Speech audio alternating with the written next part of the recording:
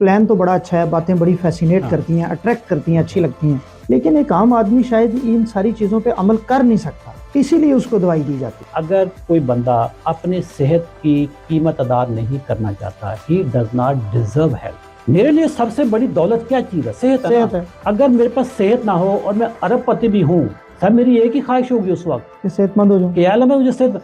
आपकी मैंने कुछ तस्वीरें देखी हैं बड़ी बड़ी शख्सियात के साथ, और आलम इस्लाम के बड़े मशहूर स्कॉलर हैं मौलाना तारिक जमील साहब, उनके साथ भी उनकी शुगर भी आप मैनेज कर रहे हैं, क्या कर रहे हैं? इस पाए के जो लोग होते हैं ना, वो इम्पल्सिव नहीं होते। मौलाना साहब की कॉल आ गई कि जी आपसे मिलना है, मुझे डॉक्टर साहब कहने लगे वो। हाँ, जब मुझे कोई डॉक्टर कहे तो मैं वहीं पर रोक लेता हूँ कि सर मैं डॉक्टर नहीं हूँ।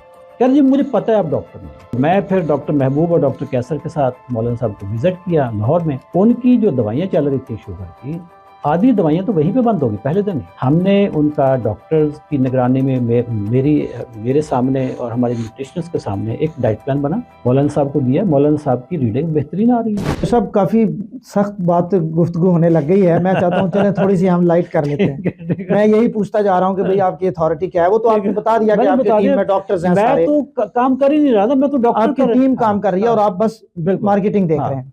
आपकी मैंने कुछ तस्वीरें देखी हैं बड़ी बड़ी शख्सियात के साथ, और हमारे आलम इस्लाम के बड़े मशहूर स्कॉलर हैं मौलाना तारिक जमील साहब, उनके साथ भी उनकी शुगर भी आप मैनेज कर रहे हैं, क्या कर रहे हैं? मौलाना साहब जी मेरी वीडियोस तकरीबन कुछ 6 महीने से देख रहे थे। अच्छा, ठीक है। इस पाए के जो लोग होते हैं ना, वो इम्पल्सिव नहीं होते कि जी वो एक वीडियो आई तो साथ ही कॉल उठा दी, ऐसा नहीं। उन्होंने मेरी वीडियोस बहुत देखी है। ठीक है, हमें इधर उधर से मैसेज मिलते रहते थे कि मौलाना साहब कभी डॉक्टर महबूब का पता पूछ रहे हैं, कभी मेरा पूछ रहे हैं। अच्छा, जो आपके टीम मेंबर, हमारे टीम मेंबर। ठीक है, एक दिन मौलाना साहब की मुझे कॉल आती है। ठीक है, हमारी टीम को कांटेक्ट किया, मेरी टीम ने कहा जी कि मौलाना तारिक जमील साहब आपका नंबर मांग रहे हैं। मैंने कहा दो यार। ठीक है, तो मौलाना साहब की कॉल आ गई कि जी आपसे मिलना है। मैंने कहा मौलाना साहब आप माशाल्लाह बुजुर्ग आदमी हैं, हमारे बड़े हैं, हमारे रोल मॉडल हैं, तो मैं आपके पास पहुंच जाऊंगा ना, तो लेकिन मुझे थोड़ा सा बता दीजिएगा कि किस सिलसिले में मिलना है, ताकि मैं उसी तरीके से फिर तैयारी करके आऊँ। उन्होंने कहा जी कि मेरी डायबिटीज़ है। तो मैंने कहा आप टाइम दे दें, मैं अपने डॉक्टर की टीम के साथ आऊँगा, क्योंकि मैं उनको मुझे डॉक्टर साहब कहने लगे वो। हाँ, जब मुझे कोई डॉक्टर कहे तो मैं वहीं पे रोक लेता हूँ कि सर मैं डॉक्टर नहीं हूँ। कह जी मुझे पता है आप डॉक्टर नहीं हैं। ठीक है, तो मैं फिर डॉक्टर महबूब और डॉक्टर कैसर के साथ मौलाना साहब को विजिट किया लाहौर में, और उनकी जो दवाइयाँ चल रही थी शुगर की, आधी दवाइयाँ तो वहीं पे बंद होगी पहले दिन ही। ठीक है, और डॉक्टरों ने करवाई। और जो डाइट प्लान था मौलाना साहब के, और भी कोई कोमॉर्बिडिटीज़ थी, वो सारी चीज़ों को सामने रख कर हमने उनका डॉक्टर्स की निगरानी में मेरे सामने और हमारे न्यूट्रिशनिस्ट के सामने एक डाइट प्लान बना, मौलाना साहब को दिया। मौलाना साहब की रीडिंग बेहतरीन आ रही है। अभी मौलाना साहब यूके के विजिट पे गए हुए हैं, उनके साथ सेकंड मीटिंग भी होगी। अच्छा, सेकंड मीटिंग में जब उन्होंने मुझे कहा कि जी मिलना है, मैंने कहा जी मैं कराची में हूँ, तो मैं डॉक्टर को भेज देता हूँ। दोनों डॉक्टर गए और उनकी बाकी मेडिसिन भी छूट गई है। अभी उनके कुछ और इश्यूज हैं, वो अंडर ऑब्जर्वेशन है मौलाना साहब। और मौलाना साहब मुझे बताएं कि इस पाए के जो आलम होते हैं, मौलाना साहब सिर्फ आलम ही नहीं है, वो सोशल फिगर भी हैं, इन्फ्लुएंसर, पढ़े लिखे आदमी, बहुत बड़े इन्फ्लुएंसर हैं, दुनिया में इन्फ्लुएंसर हैं। दुनिया जहान के एंडोक्रिनोलॉजिस्ट से मीटिंग करना, उनको पे करना मौलाना साहब के लिए कुछ भी नहीं है। बट ये हमारी किस्मत में लिखा हुआ था कि हमने मौलाना साहब की दवाइयाँ छुड़वानी थी, उनकी शुगर मैनेज करवानी थी, उनके बाकी भी मसले मसाइल थे वो भी सारे करने थे। और मौलाना साहब अभी यूके से आएंगे, तो इंशाल्लाह उनके साथ फिर हम एक मीटिंग और करेंगे, जिसमें वो बताएंगे भी कि उनके साथ क्या बीती, क्या हुआ। अच्छा, जो अभी तक मैं आपकी बातें समझा हूँ, प्लान तो बड़ा अच्छा है, बातें बड़ी फैसिनेट करती हैं, अट्रैक्ट करती हैं, अच्छी लगती हैं, लेकिन एक आम आदमी शायद इन सारी चीज़ों पे अमल कर नहीं सकता, इसीलिए उसको दवाई दी जाती है।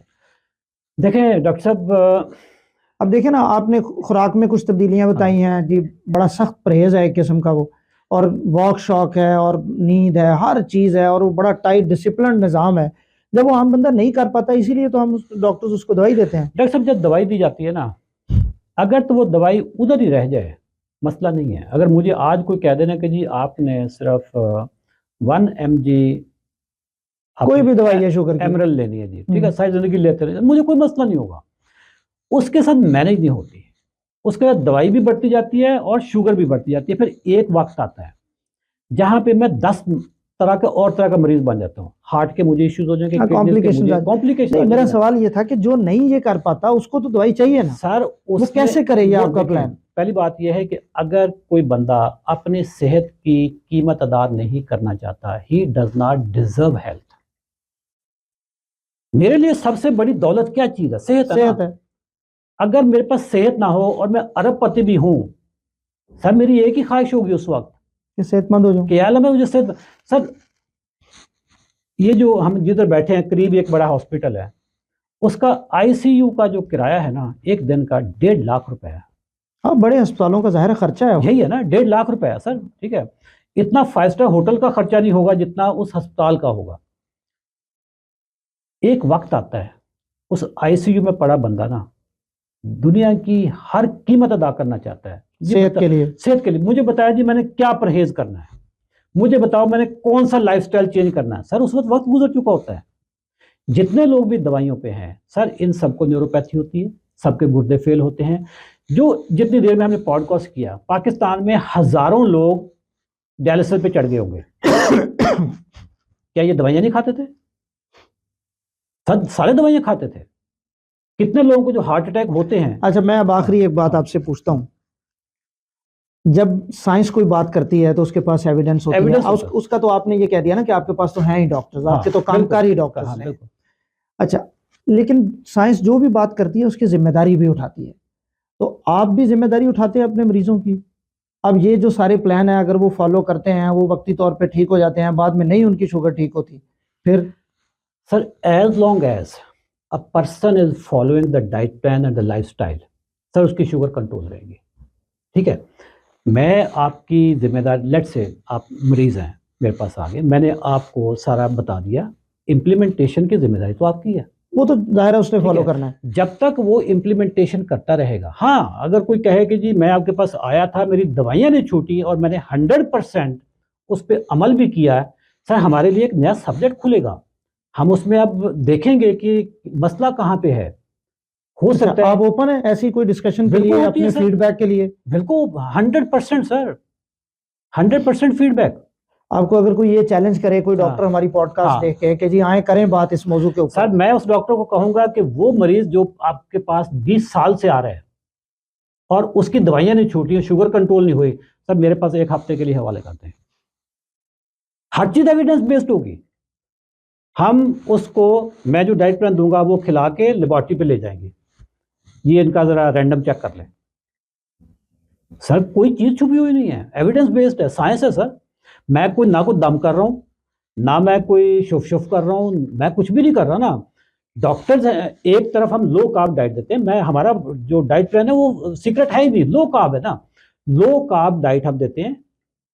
जो दवाइयां कम करवानी है, जो इंसुलिन छुड़वाना है, वो टेक्निकल काम है, वो डॉक्टर्स का काम है। डॉक्टर देखते हैं कि यार 3 दिन से इस बंदे की रीडिंग बेहतरीन आ रही है, इसकी डायमेक्रोन बंद करवा दो। वो आहिस्ता आहिस्ता जिस तरह भी मैनेज करते हैं। हाँ ठीक है, 100 यूनिट पे था तो इसको 80 पे ले आओ, 80 पे था तो 70 पे ले आओ, जो आज से जी आपकी इंसुलिन बंद। ऐसे होता है sir, everything is evidence based.